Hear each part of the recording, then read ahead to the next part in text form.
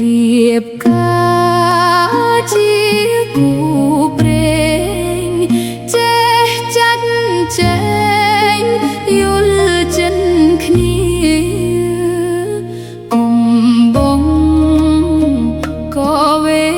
រារក្សាគ្នា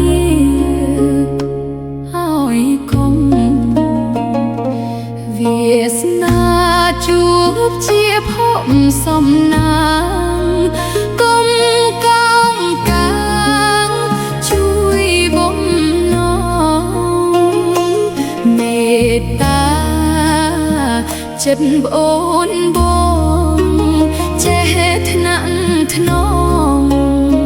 ក្តីសង្ឃឹមផ្ទៃ